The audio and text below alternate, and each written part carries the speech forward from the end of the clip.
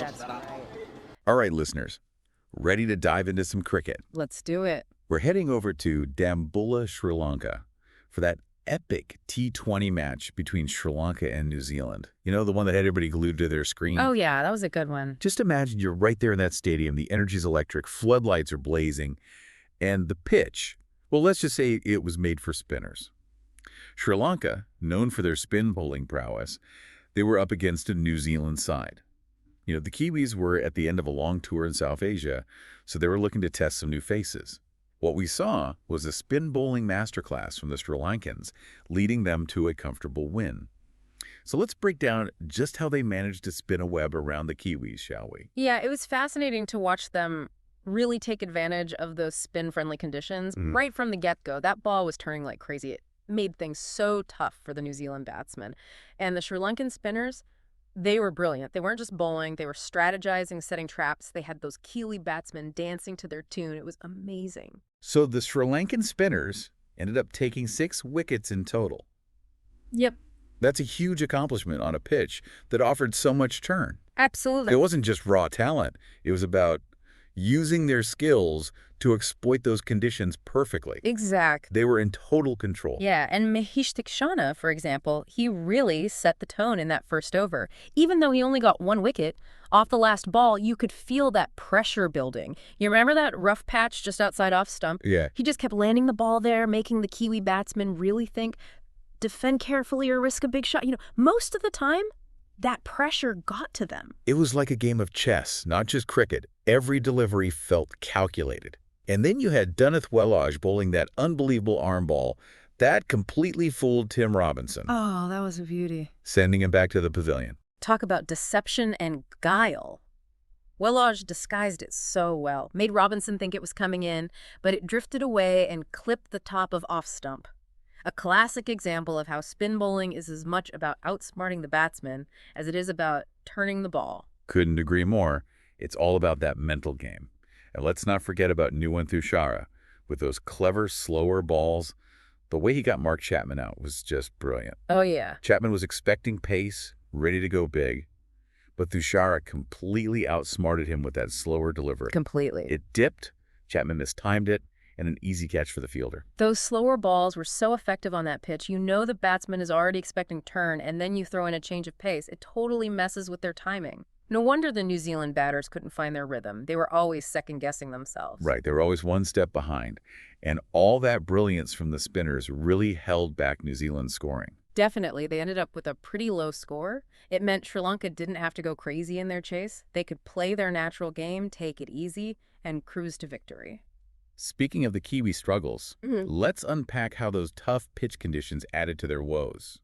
31 for 3 after the power play, that's a nightmare start in T20s, especially against a quality spin attack. Oh, yeah, the pressure was definitely on. You could see it on their faces. They couldn't settle in. Every delivery felt like a wicket waiting to happen. That kind of psychological pressure just plays right into the hands of the Sri Lankan spinners. For sure. And it wasn't just the power play. In the next 10 overs, they only managed 66 runs, losing another 5 wickets. Oh. It really shows just how effectively the Sri Lankan spinners choked the runs and dictated the game. It was more than just containment, though. They were actively going after wickets. They were probing, looking for weaknesses, setting traps, really forcing those Kiwi batsmen to make mistakes. It felt like every Sri Lankan bowler had a plan, a clear understanding of how to use the conditions to their advantage, and how to exploit the weaknesses of those New Zealand batters. It was a masterclass in tactical bowling. Exactly. They weren't just bowling. They were thinking, adapting, staying ahead of the batsman the whole time. That's what makes great spin bowling so captivating. Absolutely. Now, amidst all the Kiwi struggles, there were a few bright spots. Let's talk about Zakary Foulkes. This young guy, only his 3rd international match, really made a statement. He's one to watch, for sure. He did. Really showed his composure under pressure. First with that quick-fire 27 not out off 16 balls. He came in when New Zealand was really struggling. Yeah. And just took it to the Sri Lankan bowlers.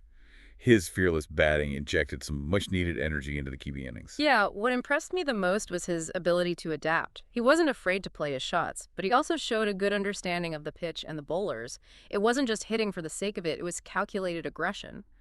It was. And then with the ball, he was just as good. He finished with figures of 3 for 20. including wickets from some key Sri Lankan batsmen. For someone so new to the international scene, that's impressive, especially on a pitch that was really helping the spinners. His bowling was intelligent and disciplined. He didn't try to overcomplicate things, just focused on hitting his areas, getting that ball to grip and turn, let the pitch do the work, a performance that really showed maturity beyond his years. New Zealand has definitely found a gem in Zakary Foulkes. He's got the talent, the temperament, and the adaptability to succeed at this level. For sure, he's definitely one to keep an eye on. Yeah. Now let's shift gears back to Sri Lanka's chase. It was a mix of explosive batting and calculated risk-taking, a perfect example of how to chase down a target on a tricky pitch. Absolutely. Kusal Perera got things going in his typical aggressive style, smashing 22 runs off 15 balls in the power play. He set the tone for the chase, putting the Kiwi bowlers on the back foot right from the start. Yeah, Pereira's innings were so crucial in giving them that early momentum. His ability to find those boundaries early on eased the pressure, allowed the other batsmen to play more freely. It did. And we can't forget about Kamindu Mendes. He contributed a valuable 23 runs off 16 balls, continuing his great form in T20 cricket. It seems like every time Sri Lanka needs a crucial innings, Mendes steps up. He's becoming a vital part of that Sri Lankan batting lineup. He can rotate the strike, find gaps, accelerate when he needs to. His versatility is such an asset, especially in these tricky run chases. It really is. And finally, it was Captain Charith Asalanka who steered Sri Lanka home with an unbeaten 35. It was a masterclass in controlled aggression, mixing watchful defense with calculated boundary hitting. Asalanka's captain's knock was the perfect example of how to pace yourself on a challenging pitch. He didn't panic, never let the pressure get to him, played with the maturity of a seasoned veteran, rotating the strike, picking up singles, finding the occasional boundary. He made sure Sri Lanka got that victory. So the Sri Lankan spinners set the stage. Pereira provided that initial spark, Mendes kept the momentum going, and Asalanka brought it home. A true team effort, a victory that showcased Sri Lanka's depth and their ability under pressure. Yeah, this match was a testament to Sri Lanka's spin bowling mastery and their ability to play to their strengths. It was a clinical performance, a reminder that they're a force to be reckoned with in T20 cricket. All right, before we dive into some of the more tactical nuances of the match, we need to take a quick break, but stick around, because we'll be right back to dissect some of those key moments that shifted the momentum and explore what this win means for both teams in the grand scheme of things. Don't go anywhere. Welcome back to the deep dive. Let's dig into some of the tactical moves that made this match so interesting. We've already touched on how the Sri Lankan spinners just dominated, but what were some of the specific strategies they used? Great, let's rewind back to that opening spell from Mahesh Theekshana. Remember how he kept aiming for that rough patch right outside off stump? Yeah. It wasn't random, it was a deliberate tactic, right? Oh, absolutely. Trying to exploit the conditions and expose the weaknesses of the New Zealand batters. It was brilliant. The way he bowled with control, but also with that real guile. Theekshana knew that rough patch would give him that extra bounce and turn, and he used it perfectly. Kept challenging those Kiwi batsmen to go for those attacking shots, knowing they were likely to make a mistake. And it worked. He kept that pressure on. And even though he only took the one wicket in that first over, he really set things up for the other spinners to come in and clean up. Exactly. And then Dunith Wellalage. The way he kept that momentum going was impressive. That arm ball to get Tim Robinson out, that was a masterclass in deception. Yeah. He made Robinson think it was coming in. And then at the last second, it drifted away and clipped the top of off stump. Just textbook spin bowling. Yeah, it's a perfect example of how it's not just about turning the ball, it's about outsmarting the batsman. Right. Wellalage read the pitch, he read Robinson. Yeah. And he bowled accordingly. And then you had Nuwan Fushara using those variations and pace so effectively. Oh, yeah. Those slower balls were a real surprise. Definitely, especially on that turning track. The Kiwi batsmen were prepared for the turn, but then that change of pace threw them off completely. Like with Mark Chapman. Perfect example of how effective those slower balls can be. He was expecting a faster ball, went for the big shot. Yeah. But then the ball dipped, he mistimed it, and an easy catch. Teixeira kept them guessing. Mixing up his pace and deliveries, it put so much pressure on the New Zealand batters and ultimately led to their downfall. Okay, so we've talked about how well those Sri Lankan spinners bowled. But let's not forget, Zakary Foulkes, he really showed what he was made of. Despite those tough conditions, his innings were a definite highlight for the Kiwis. Showed his talent and his composure under pressure.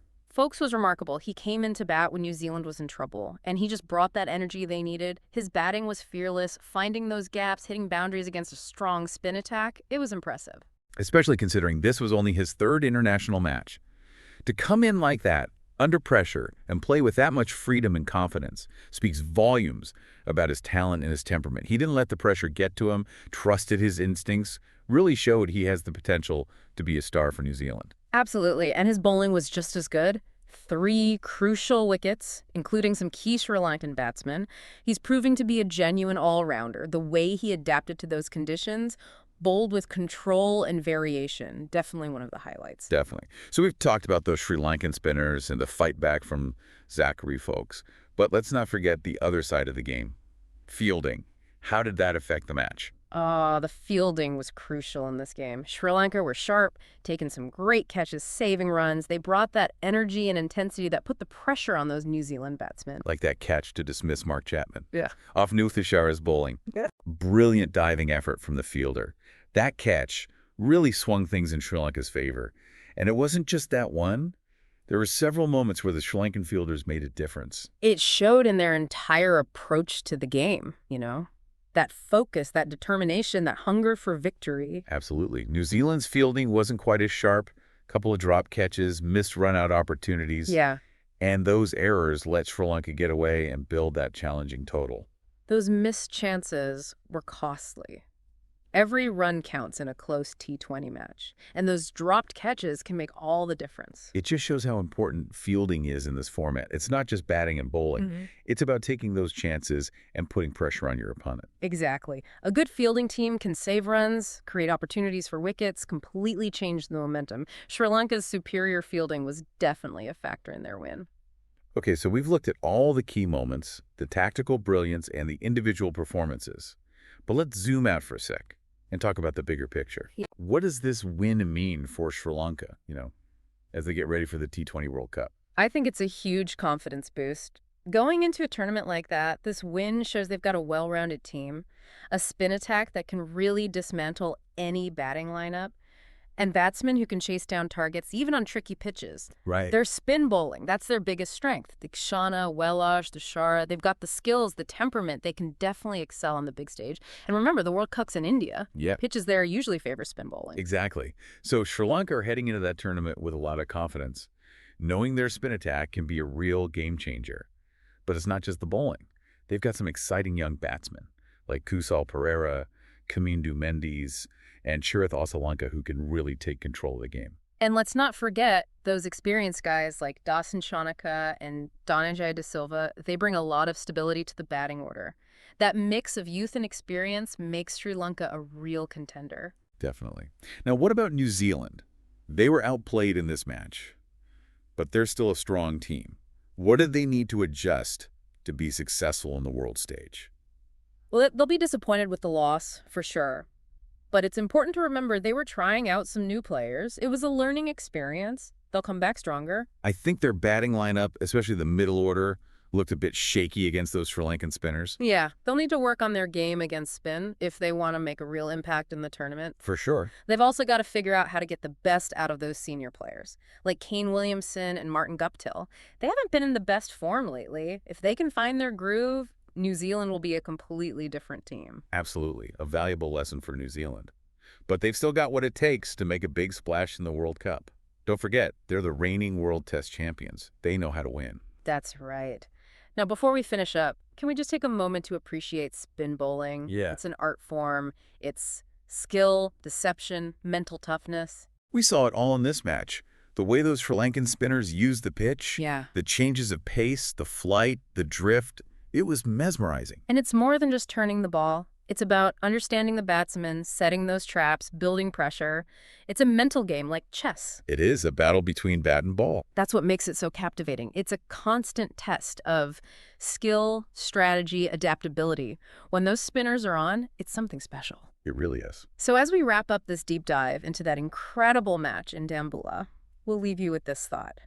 With the T20 World Cup on the horizon, keep an eye on the spinners. They might just be the key to the whole tournament. That's right. Thanks for joining us on this deep dive. Until next time, keep exploring cricket, keep analyzing the game, and keep that passion alive.